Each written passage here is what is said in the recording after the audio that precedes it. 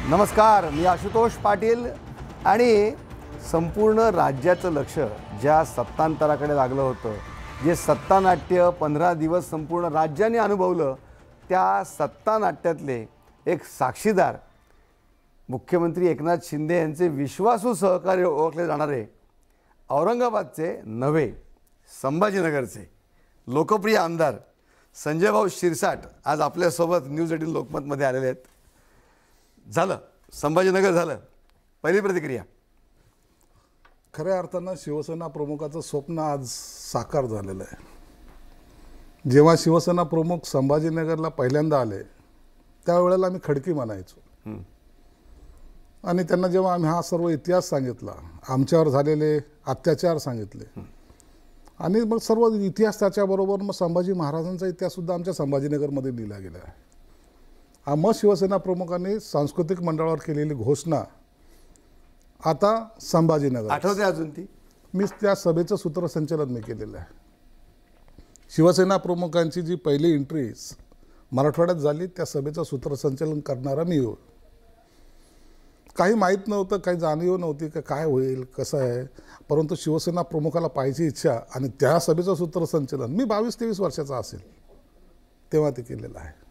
म्हणून फारशा आठवणी त्यांच्या आहेत.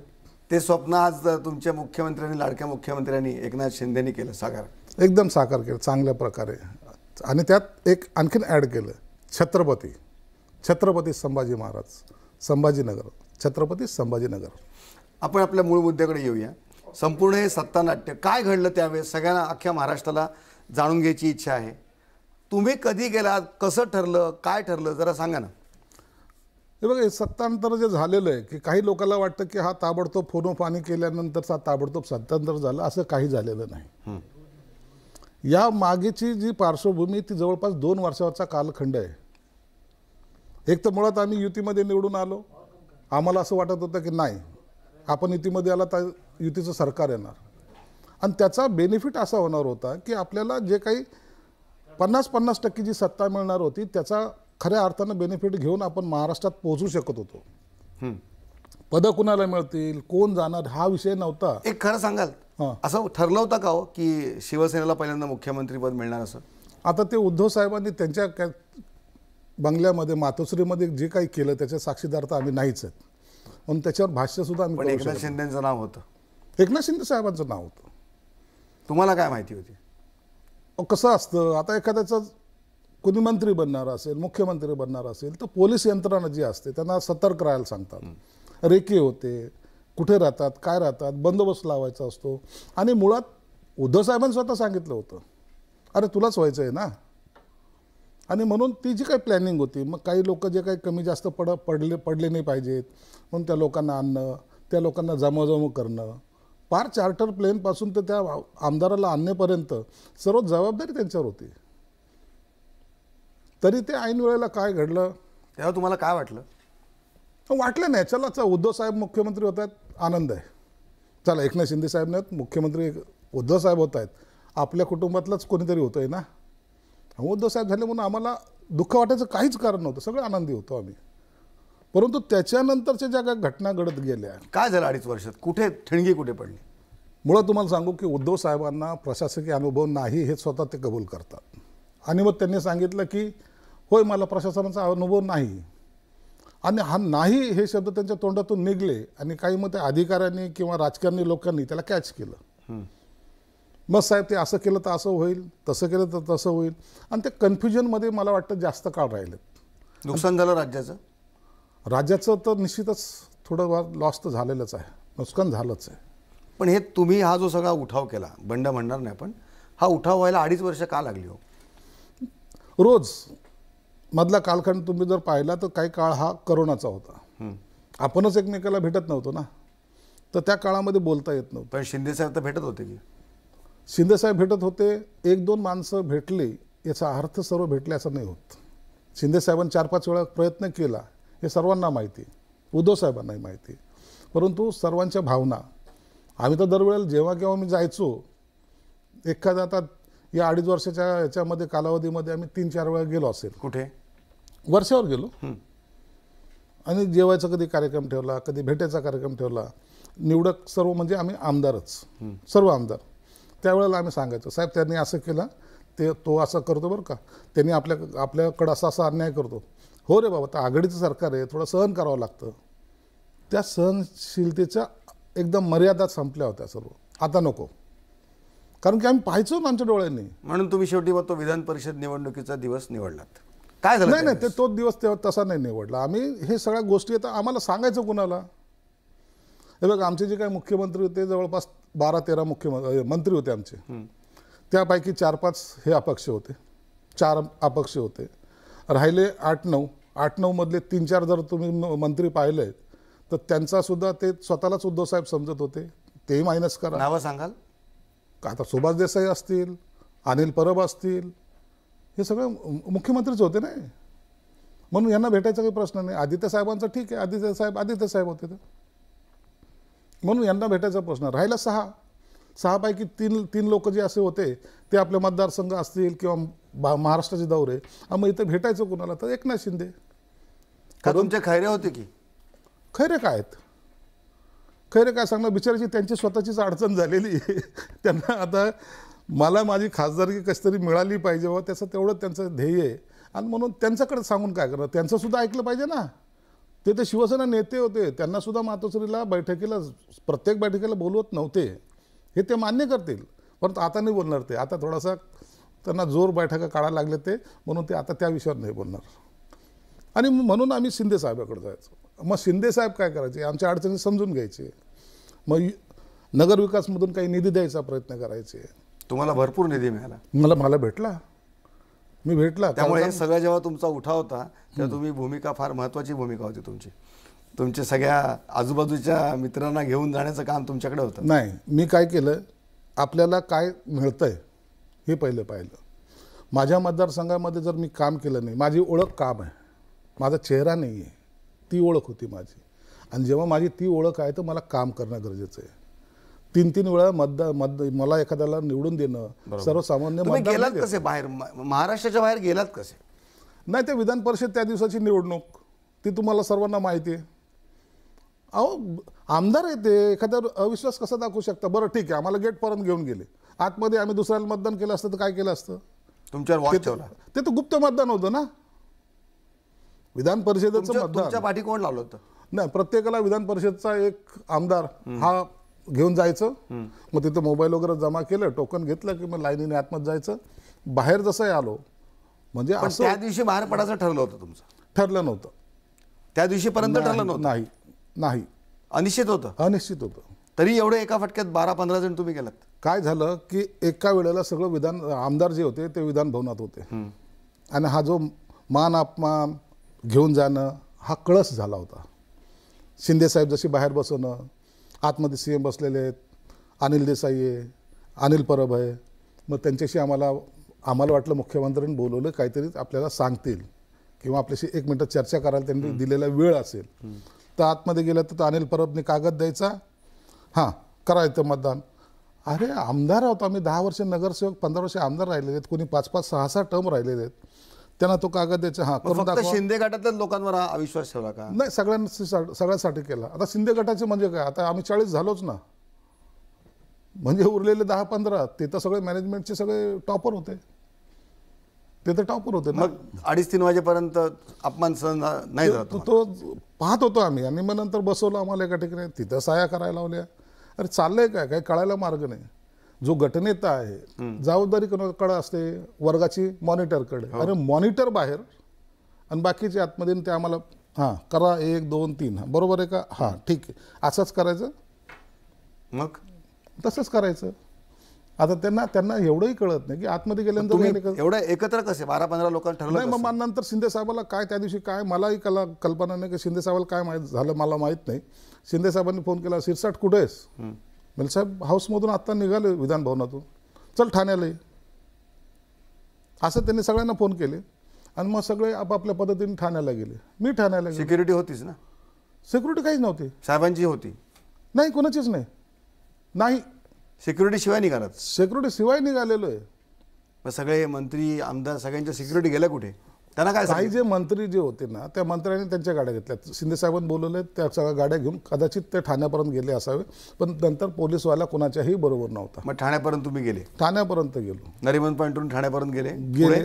तिथे गेलो, आम्ही थांबलो. शिंदे साहेब म्हणले, अरे ते माझा एक माणूस आहे तुमच्याकडे, आपण जाऊ, पुढे जाऊ, पालघरकडे जाऊ, वनगा जो आहे तिकडे जाऊ, पण पुढे त्या रस्त्याने या तुम्ही. सगळे निघालो. आणि जेव्हा पालघर क्रॉस केलं त्या टायमाला लक्षात आलं की आता आपल्याला बाहेर जायचं आहे. आणि त्या दिवशी इतका पाऊस होता, प्रचंड पाऊस. किती वाजले होते? 8, 8:30 झाले असतील. आणि जेव्हा तिकडे रस्त्यावर आमच्या गाड्या लागल्या, वर्षाचे फोन सुरू झाले. आम्ही गाडीमध्ये 3-4 जण होतो. माझा फोन वाजला. कोण कोण होते गाडीत तुम्ही? मी होतो, प्रदीप जयस्वाल होता, संजय रामुलकर होता, बोरणारे होते. कोणाला फोन आला?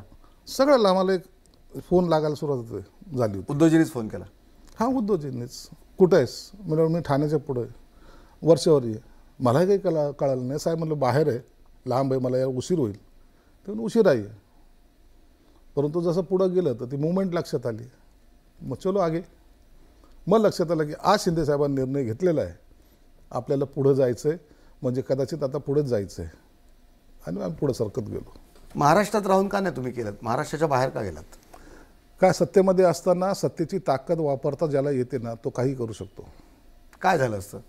काय झालं असतं म्हणजे काय, पोलिसाचा गराडा माझ्या घरात भोवती पडला असता, किंवा मला तिथून उचललं सुद्धा गेलं असतं. कशाला उचलतील? काय केस टाकणार? काय उचलते म्हणजे काय? आता तुम्ही पाहिलं ना, हे सर्व ज्येष्ठ जे काही मंत्री होते त्यांचे हालत काय होते. हे जे ज्येष्ठ मंत्री होते यांना अक्षरशः त्यांच्या घरासमोर पहारा होता. उदय सामंत हा पुण्याहून वापस आला, त्या विहंग हॉटेलमध्ये ठाण्याला थांबला. त्याची सिक्युरिटी तर होतीच ना, त्याची गाडी होती ना. मुंबईचे स्पेशल पोलीस त्या हॉटेलमध्ये त्याच्या रूमच्या बाहेर उभे राहिले. आणि आम्हाला तरी तुम्ही पहिल्या लॉटमध्ये गेलात. ते जे पाठीमागून आले त्यांना तर वेगवेगळे, कोण रेल्वेने, कोण एसटीने, कोण ॲम्ब्युलन्सने. ॲम्ब्युलन्सने 10 गुलाबराव पाटील चेंबूरपर्यंत आला, गाडीतून उतरला, रिक्षा पकडली, गल्लीतून निघून गेले, ॲम्ब्युलन्स केली, ॲम्ब्युलन्समध्ये झोपून आले. एक लक्षात घ्या, मानसिकता काय झाली होती, आमदारांची मानसिकता काय होती. हे जे आता टी व्हीवर येते 25-50 कोटी दिलेले गेले कुठे मग? अरे हे काय बोलतात हे? 25-50 कोटी रुपये घ्यायचेच असते तर मग त्यांना बाहेर जायची गरज काय? तुम्ही त्याला एखाद्या जेलसारखं लॉकअपमध्ये ठेवता आलं असतं ना त्यांना. पैसे घेतलेले, चल बस इथं. कोण होतं आमच्याबरोबर? सिक्युरिटी होती. अहो, पार तुम्हाला आमची नाकाबंदी केली त्या बॉर्डरवर. अच्छा, काय केलं? बॉर्डरवर नाकाबंदी. आता आम्ही जेव्हा जायला लागलो आणि सुरत समोर नाकाबंदी, एक टोल नाका आहे तिथे, 2-2 किलोमीटर त्या ट्रकच्या लाईनी. अरे काय झालं? नाही, नाकाबंदी की आहे महाराष्ट्र पोलिसांनी. महाराष्ट्र पोलिसांनी. तुमच्यासाठी होती ती आमच्यासाठी होती. सर्व्हिस रोडने आम्ही निघालो. आमच्याकडे काय, सर्व्हिस रोडने निघालो. मग लक्षात आलं की ही नाकाबंदी अशी नाही, ही नाकाबंदी आपल्यासाठी. पाऊस चालू होता, आम्ही गाडीतून खाली उतरलो. तिथलचे थोडी पोलीस ओळखतात का हा आमदार आहे का कोण आहे. पाय निघत टोल नाक्याच्या बाहेर निघालो. पुढे गाडी यांनी चेक केली, गाडीत कोणी नाही, जाओ आगे. गाडीत बसलो आणि चलो आगे. आपल्याच पोलिसांना चकवा देऊन गेलात. मग आता काय करणार? त्यांना जे काही सूचना दिल्या होत्या की जर भेटले तर ताबडतोब. पण मग पुढे गेल्यानंतर पुढे कोणी तुम्हाला एस्कॉर्ट करायला होते गुजरातचे? नाही, गुजरात आम्हाला हॉटेलपर्यंत कोणी आमचा स्कॉट नव्हता आम्हाला. अच्छा, आम्ही बरोबर. सुरतला गेल्यानंतर सगळे कळलं की चला आपण आलो, महाराष्ट्रातून पळून आलो, असंच आहे. किती जण होते? 15-12 किती होते तेव्हा? पहिल्या दिवशी आम्ही 18 लोक होतो. 18 लोक होतो आणि वेगवेगळे येत होते. तुम्हाला माहिती होतं आपण कोण 18 चालले होते हे तर कळलं होतं? नाही, आम्ही मग एकमेकाला फोन करायचो. अरे तू कुठे आहेस? अरे मी इथं आहे. तू कुठे आहेस? तू इथं आहे. बरं, आम्हाला माहिती होतं आम्ही नाराज किती आहोत. गेलात सुरतला पोहोचलं तेव्हा काय तुमचे संभाषण काय झालं? काय भावना होती की अरे आपण आलोय पळून असेल? नाही, संभाषण नाही. आम्हाला सगळ्यात मोठी अडचण होती की आपण एका ड्रेसवर आलो. साहेबांनी सांगायला तर पाहिजे तो बॅग घेऊन या. अच्छा, तुम्ही पण असेच एका ड्रेसवर. आता बाकीचं सिरियसनेस वेगळं. उद्या आंघोळीला काय कोणते कपडे घालावेत, आंघोळ कशी करावी, इथून आमची सुरुवात होती. परंतु झालं, तिथलच्या लोकांनी कॉपरेट केलं. सर्व टी शर्ट, आता तुम्ही जर पाहिले ते फोटो तर सगळे टी शर्टवर, कोणी ट्रॅक पॅन्टवर असेच फिरत होते ना. मग सुरत सोडलं का तुम्ही? सुरत का सोडलं? सुरत सोडलं त्यासाठी नाही, सुरतमध्ये थांबलो. नंतर आम्ही असं केलं की आता एक वैताग ज्याला म्हणतो ना आपण, एका ठिकाणी थांबून त्या जागेवर न फिरता चलो गुवाहाटी जायचं. शिवसैनिक तिकडे आले असते आणि त्यांनी काय हल्ला केला असता वगैरे अशी काही बात? अहो हिंमतच नव्हती कोणाची. आणि त्यातले त्यात गुजरात होतं. महाराष्ट्रात नाही झालं तर तिथे काय होणार? आपले हे आले होते तुमचे नार्वेकर आणि फाटक आले होते ना समजावाला तुम्हाला, त्याचं काय? आले होतं, मी होतो साक्षीला तिथे. का नाही मग ऐकलं? नार्वेकर काय बोलले तुम्हाला? नार्वेकर, फाटक, शिंदे साहेबांनी, आम्ही चौकच होतो. मिलिंद आला म्हणे साहेबांचा निरोप आहे. शिंदे साहेबांना सांग ना काय निरोप आहे. नाही तुमचा काय निरोप देऊ त्यांना? अरे तू त्यांचा तर निरोप सांग ना काय. नाही ते म्हणतात की आलेलं बरं राहील. तू जेव्हा निघलास त्या टायमाला बातमी टीव्हीला पाहिलीस का म्हणतो? गटनेते पदावरून काढलं, याच्याहून काढलं, वाटेमध्ये असतानाच काढलं. मग तेवढा वेळ नव्हता का तुमच्याकडे मला बोलायचा? ही घटना नसतं काढलं गटनेते पदावरून तर कदाचित वेगळं झालं असतं. नाही कमीत कमी सिंपती असते की नाही त्यांनी आणखीन काही ॲक्शन घेतलेली नाही आणि ते कदाचित बोलायच्या मनस्थितीत आहेत. पण याच्यात सर्वात जर जास्त त्रास जर झाला असेल उद्धव साहेबाला सुद्धा, तो झाला तो संजय राऊतचा. कसा काय? त्याचे स्टेटमेंट बघा ना. रेडे त्याला नाही रेडे तर नंतर म्हणला तो गुवाहाटीला गेल्यानंतर, परंतु त्याचे स्टेटमेंट बघा. त्याला हे कसं तरी पांगवायचं होतं, जवळ करायचंच नव्हतं त्याला. जर एकत्र आले तर मग ही वाट लावतील. त्यांनी पहिल्या दिवसात पहिल्या क्षणाला गद्दार म्हणून लगे मोकळा करून दिला. असे झाले तसे झाले तसे झाले, म्हणजे चीड निर्माण जी व्हायची ना ती चीड निर्माण करायचा प्रयत्न केला. त्यांना असं वाटलं की नाही याच्यामुळं काहीतरी मोठा उठाव होईल आणि मग काहीतरी होईल. असं नसतं. तुम्ही सुरतवरून पुढे गुवाहाटीला गेलात. गुवाहाटीला मग एक एक नवीन तुमचे साथीदार येत होते? नाही सगळे जे आले ते मुळात इथे आणि नंतर तिथं जे आले ते 7-8 जण आले. गुवाहाटीला जे कसे होते ते दिवस? 7-8 दिवस कसे काढले? एकदम मजेत गेले. तुम्हाला खरं सांगतो, राजकारण हा भाग वेगळा. राजकारणामध्ये आपण राजकारण करत असतो, परंतु तिथं गेल्यानंतर एक आत्मीयता, तुमची माझी ओळख होणे. आमदार म्हणून आपण वाढदिवस झाला, वाढदिवस केला साजरा. शहाजी बापूंचं काय डोंगर काय झाडी झालं. शहाजी बापू खऱ्या अर्थानं तो ग्रामीण चेहरा इतका सुंदर आहे तो. त्याने त्याच्या मनातले, आम्ही जेव्हा गप्पाही मारायचो ना तर सांगायचं. दिवसभर तुम्ही काय करायचं रूममध्ये बंद? नाही रूममध्ये नसायचो ना मी. सकाळी उठलो की पहिलं ब्रेकफास्ट, आमचा सकाळचा नाश्ता झाला की गप्पा टप्पा मारत तोपर्यंत 1-2 जण आमचे ॲड व्हायला सुरुवात व्हायची. ते झाले की दुपारचं जेवण केलं की मग 2-3 तास टी व्हीकडे पाहायचो. काय चाललं टी व्हीत, मग सगळे चॅनल पाहायचं. नाही ह्या चॅनलवर काय चालू आहे, त्या चॅनलवर काय चालू आहे. आणि मग सकाळचा टाईमपास उठल्या तर एक तोंड दिसायचं आम्हाला, माणूस तोंड. 9:30 वाजताचं ते तोंड दिसायचं. आज काय बोलला, हा चालले ते 40 काय त्याला म्हणतात चाललेत, असं जे सगळं ऐकायचो. चीड यायची. परंतु पण एका आमदाराचा हक्कभंग होत नाही का हो असं बोलण्यामुळे? एका आमदाराला असं तुम्ही आमदार होतात त्याच्यावर हक्कभंग, हे बघा हे याच्यावर चर्चा जास्त केली ना तर त्यांना असं वाटतं की माझं मोठेपण वाढलं. त्यांना वाटतं की नाही यार मी तर स्टार, यार प्रवक्ता म्हणजे स्टार असतो ना. ते स्वतःला स्टार म्हणायला लागले. मग त्यांची ते ॲक्शन, मग त्यांचा ते हातवारे, मग नंतर ते जे गोष्ट त्यांनी आयुष्यात कधी केली नाही त्या गोष्टीवर त्यांचं भाष्य. मग नंतर मग काहीतरी सांगायचं, हो नरेंद्र मोदी आता महाराष्ट्राला मुंबईपासून तोडण्याचा डाव आहे. कोणत्या झोपेत बोलतात काय माहीत नाही. मुंबई आमची नाही आहे. बरोबर. आता चला तुमचं राज्य आता आलेलं आहे. तुम्हाला मंत्रिपदाची सगळ्यांना अपेक्षा सगळ्यांनाच असते. तुमच्याकडे कॉम्पिटिटर पण आहेत. तुम्हाला मंत्रिपद मिळणार नाही मिळणार काय वाटतं तुम्हाला? हे बघा राजकारणात आलेल्या प्रत्येक माणसाला आपण एक स्टेप ही चढली पाहिजे असं वाटतं. आणि मला जर ही संधी मिळाली तर मी काय करेल, मी कसं चालवेल, मी कसं करेल, माझं नाव कसं होईल, ही अपेक्षा असणं साहजिक आहे. पण सत्तारभावांची कॉम्पिटिशन आहे ना तुमची? नाही असू द्या ना. माझं नाव तुम्ही जर पाहिलं असेल तर मागच्या वेळेला सुद्धा पहिल्या 4 मध्ये माझं नाव असायचं.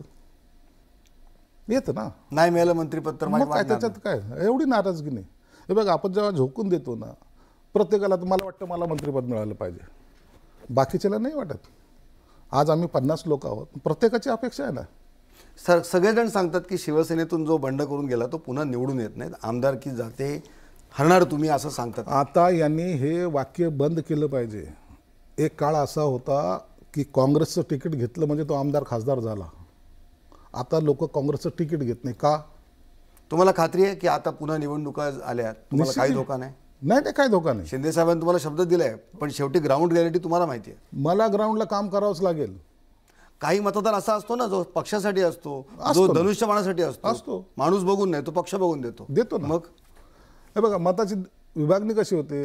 एखाद्या पक्षाशी एखादा लॉयल कार्यकर्ता, काँग्रेस किती जरी रसातळाला जरी गेली ना तर काँग्रेसचं मतदानी आहेच, राष्ट्रवादीचं मतदानी आहेच, शिवसेनेचं मतदानी आहेच. पण तुम्हाला पाडण्याचे सगळेजण अगदी सगळे तुमचे विरोधक तुटून पडणार, तुमच्या अंतर्गत पण आणि बाहेरचे पण. अंतर्गताला जे आहेत तेवढंच आम्ही पाहून घेऊ त्यांना, बाहेरचं काही प्रश्न नाही. परंतु मतदारसंघामध्ये काम करावं लागेल. मला एकदा जर निवडून पुन्हा यायचं असेल तर मतदारसंघामध्ये तुम्हाला भीती नाही वाटली कधी आपण असं सगळं जातोय आणि कुठे 36-37 नाही झाले तर काय होईल अशी धाकधूक तुम्हाला 7-8 दिवसात कधी वाटली नाही? नाही, त्याची चिंता केली नाही. एकदा उडी घेतली ना, आमचा स्वभाव आहे, एकदा मी उडी घेतली ना मग मी चिंता करत नाही. अहो, मी असा एक ग्रस्त होतो की ज्या टायमाला मराठवाड्यामध्ये नामांतराचं आंदोलन पेटलं होतं. 78 पासून जे आंदोलन पेटलं होतं, मराठवाडा जळत होतं, त्या टायमाला शिवसेना पक्षामध्ये मी येणारा पहिला माणूस आहे. 85ला 38 वर्ष झालीत मला. बाळासाहेब जेव्हा गेले तेव्हा बाळासाहेबांच्या जवळ पण तुम्ही होता? मी होतो.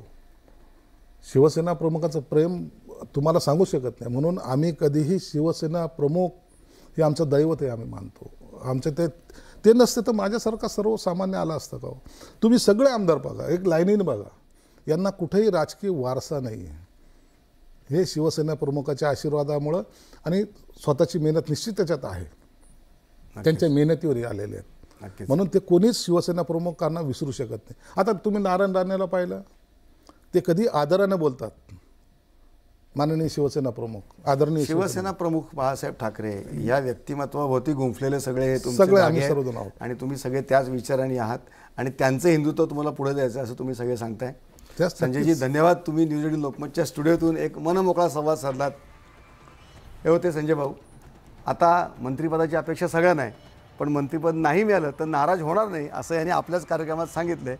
पाहूया काय होते, 2-3 दिवसात कळणारच आहे. वेळ झाली इथेच थांबण्याची. ताज्या बातम्या आणि अपडेट्ससाठी पहा न्यूज 18 लोकमत.